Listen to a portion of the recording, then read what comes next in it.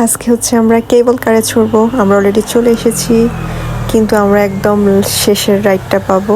আমাদের প্ল্যান ছিল যে আমরা যাব আবার ব্যাক করব, কিন্তু যেহেতু এটাই লাস্ট রাইড, আমরা একদম লাস্ট সময় আসছি, সো এটা আর ব্যাক করবে না। আমরা এখান থেকে গেলে ওই পারে থেকে যেতে হবে। আর এই রাইডটা হচ্ছে করুণ শহরটা হচ্ছে রাইন নদী দিয়ে দুভাগে বিভক্ত, মানে এপার ওপার। সো এই রাইনের উপর দিয়ে হচ্ছে এই কারটা যাবে, রাইনের পুরো ভিউটা দেখা যাবে, অনেক বেশি সুন্দর লাগবে। সো এটা হচ্ছে আসলে আরিশের বার্থডে যেদিন ছিল সেই দিন। সো ওই ভিডিওর সাথে আর অ্যাড করিনি, অনেক বড় হয়ে যাবে। এভাবে আসলে ওর কেকটা নষ্ট হয়ে গেছিলো। কেক নিয়ে আমাদের বলছি না প্রচুর ঘোরাঘুরি হয়েছিল।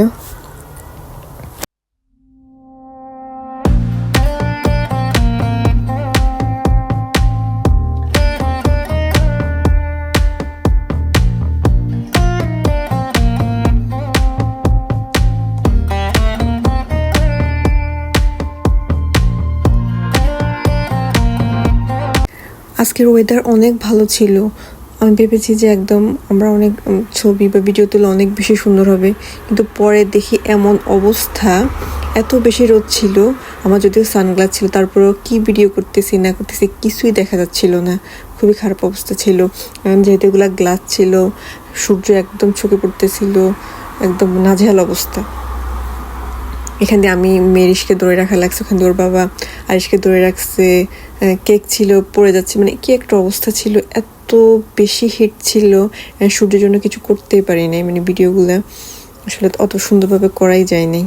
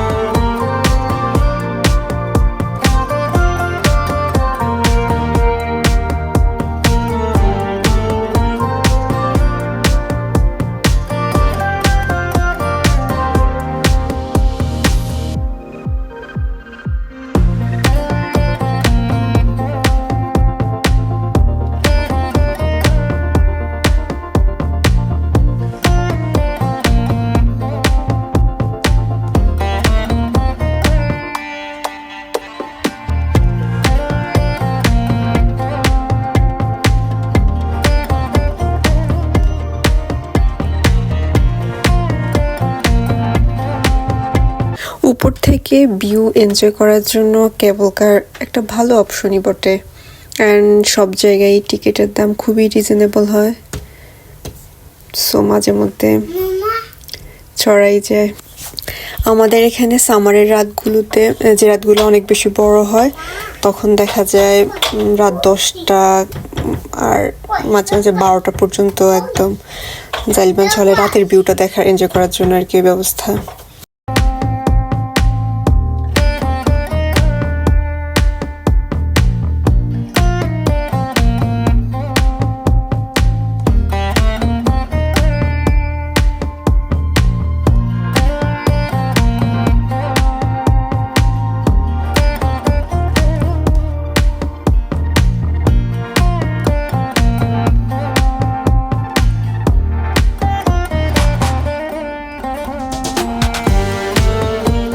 মানে ভিডিও করতেছিলাম, কিন্তু কি করতেছি সেটা আমি নিজেও জানি না, কিছুই দেখতে পাচ্ছিলাম না, আন্দাজের উপর শুধু করে যাচ্ছিলাম।